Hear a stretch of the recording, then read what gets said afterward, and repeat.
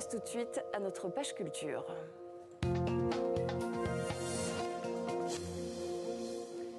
Zoom aujourd'hui sur le festival Atmosphère, de retour à Courbevoie en région parisienne. Ça se passe du 11 au 15 octobre prochain. L'événement est dédié au cinéma, aux arts et aux sciences. Il s'intéresse tout particulièrement aux enjeux liés au développement durable. Et nous avons le plaisir de recevoir aujourd'hui son président d'honneur, le producteur et réalisateur Sébastien Follin. Bonjour, bienvenue à vous. Bonjour Clémentine, merci de l'invitation. Alors expliquez-nous, Sébastien Follin, d'abord, en quoi consiste précisément ce festival Atmosphère ? Festival qui existe depuis 13 éditions maintenant, on l'a lancé en 2011 et l'idée c'était dans une ville de banlieue parisienne, en l'occurrence Courbevoie, qui est au pied des tours de la Défense, de faire un festival qui milite pour un monde plus juste, durable et en harmonie avec la nature. Donc l'idée c'est d'utiliser le cinéma, les arts et la science pour réussir à éveiller les consciences pendant 5 jours. Festival totalement gratuit avec évidemment les festivaliers sur place, 20 000 personnes à peu près qui viennent tous les ans, plus des projections qui sont disponibles en streaming. Et alors, quels vont être les temps forts, peut-être les surprises, si vous pouvez nous en dévoiler quelques-unes de ce festival ? Oui, bien sûr, beaucoup de choses. Alors, il y a en effet des films déjà en avant-première nationale ou internationale, une dizaine de fictions, une dizaine de documentaires.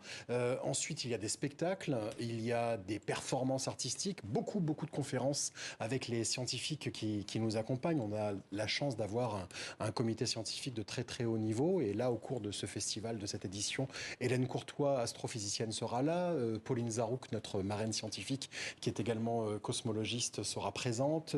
Il y aura Eddy Sevestre, qui fait également partie de notre comité scientifique, qui est glaciologue. Et puis notre parrain artistique, même s'il est aussi militant, Guillaume Meurice sera également présent. Donc, au cours de ces 5 jours, mercredi, jeudi, vendredi, samedi, dimanche, oui, c'est bien 5 jours. Je suis tellement habitué qu'au bout d'un moment, je me rappelle plus exactement du nombre de jours. Donc, c'est bien 5 jours. Ça commence le mercredi 11. Eh bien, au cours de ces 5 jours, le public aura l'occasion de pouvoir toucher du doigt l'ensemble des enjeux qui concernent aujourd'hui la planète et ces questions de développement durable qui sont quand même très larges. Alors justement, vous soulevez beaucoup de questions liées aux enjeux de développement durable, aux questions de société aussi dans ce festival. Mais est-ce que c'est un événement qui permet aussi de faire émerger des solutions ? Ça n'est que ça. On n'est pas là pour dénoncer. Alors évidemment, on est lucide sur la situation. En 2011, j'étais le premier parrain de la première édition aux côtés de Jean Jouzel, notre éminent climatologue, qui fait d'ailleurs partie de notre comité scientifique. Jean Jouzel, à l'époque, il faut le rappeler, était le coprésident du GIEC. Il a d'ailleurs obtenu le prix Nobel de la paix aux côtés d'Al Gore en 2007, si je ne dis pas de bêtises. Et la première interview que j'ai faite dans cette première édition de Jean Jouzel était assez édifiante. En tout cas, je m'en rappelle de manière assez édifiante, puisque tout ce qui nous arrive aujourd'hui, il l'avait... Pardon, j'ai tapé le micro. Tout ce qu'il avait annoncé à l'époque est arrivé aujourd'hui et malheureusement, il a annoncé d'autres événements au niveau climatique. Donc, une fois qu'on a fait le constat, c'est une chose. Nous, on essaie de réunir des énergies à tous les niveaux pour justement proposer des solutions et que toutes les personnes qui sortent aient envie d'agir à leur niveau. Et d'ailleurs, on a fait une étude d'impact et on se rend compte que 2/3 du public présent sur le festival a envie de changer ses habitudes en sortant de ces 5 jours. Et alors, il y a un format que vous avez initié cette année, c'est la Nuit de la science-fiction. Ouais. Ça aura lieu le 13 octobre. De quoi s'agit-il ? Quel est le projet ? Alors, le projet, il est simple, c'est se faire plaisir. Je me suis rappelé de ces nuits que je passais quand j'étais adolescent. Nuit de la glisse, nuit de la science-fiction, nuit du cinéma fantastique. Et on s'est dit qu'on avait envie d'utiliser un format divertissant, toujours dans cette idée de rester sur la problématique et la ligne éditoriale du festival.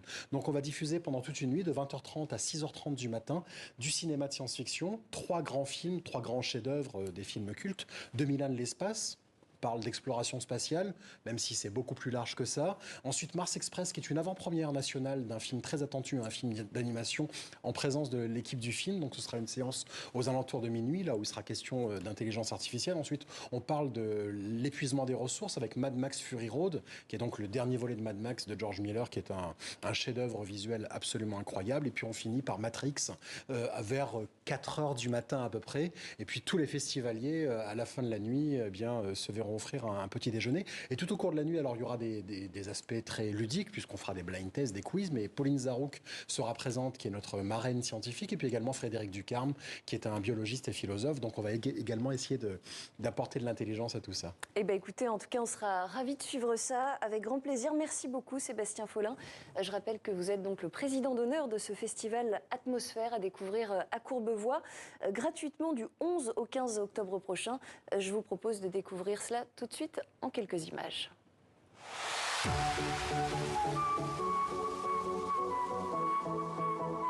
On a aussi envie de pouvoir s'évader, de pouvoir élever nos esprits, de pouvoir partager une utopie.